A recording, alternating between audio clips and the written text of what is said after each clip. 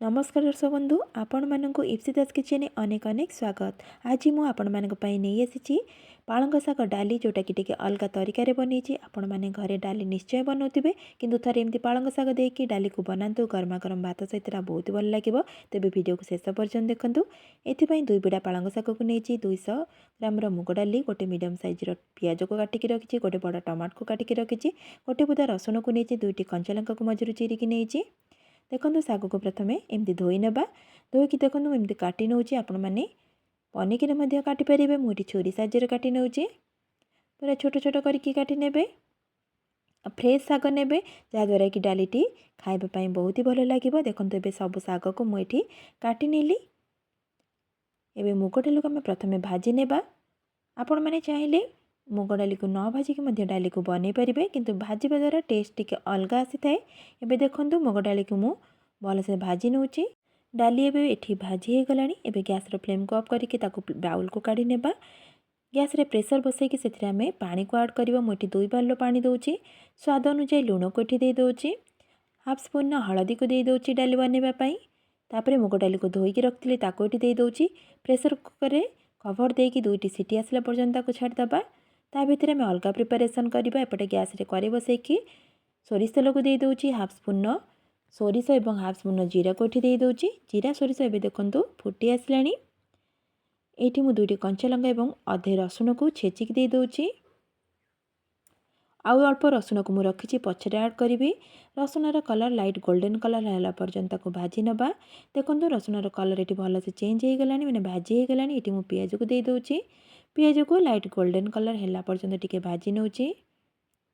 देखंतु पियाज भी एठी एबे भाजी हो गलानी। इठी आमे काटी रखिथिबा टमाटर को ऐड करबा। टमाटर रो क्वांटिटी टिके अधिक देले डाली रे टेस्ट आसीबो, सेथमे बड़ टमाटर गोटे मु नेची। टमाटर को पूरा भल से फ्राई करबा, माने पूरा सॉफ्ट हैला पर्यंत। एबे देखंतु टमाटर भी पूरा भल से भाजी हो गलानी। एठी मु काटी रखिथिबा साग को दे दउची। डाली रो क्वांटिटी अनुसार आपण माने साग नेबे। एबे साग को 1 ରୁ 2 मिनिट पर्यंत कवर करके टिके भाजी नबा। एबे ताको भल से गोळे नेकी 2 मिनिट पर्यंत टिके कवर करि नबा। एबे कवर करि नउची।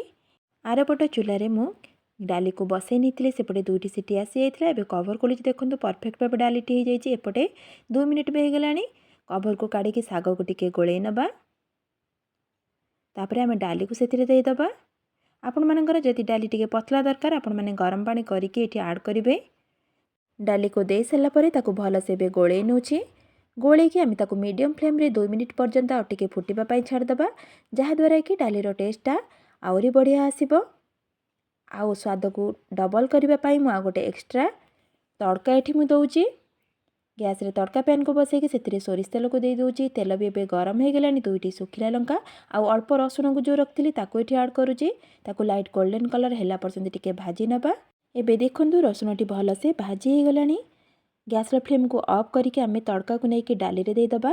ताको भल से बे गोळे नउछि। आपण माने थरे ए प्रोसेस रे पालंग डाली को बनांतु, विश्वास करंतु बहुत टेस्टी लागिबो। गरमा गरम भात रुटी सहित एटा को खाइबे आ घर लोकन को सर्व करिवे। घर लोक आपण मानकर बाहा करिवे। आजिर वीडियो जदि आपण मानक दर्शक बंधु भल लागिथिबो प्लीज गोटे लाइक करि नेबे। ए पर्यंत मो चैनल को जदि सब्सक्राइब करि नथि सब्सक्राइब करि नेबे। ताले आज पई रहउची, पुणी आसीबी नेक्स्ट वीडियो रे किछि नुवा रेसिपी नै। नमस्कार, जय जगन्नाथ।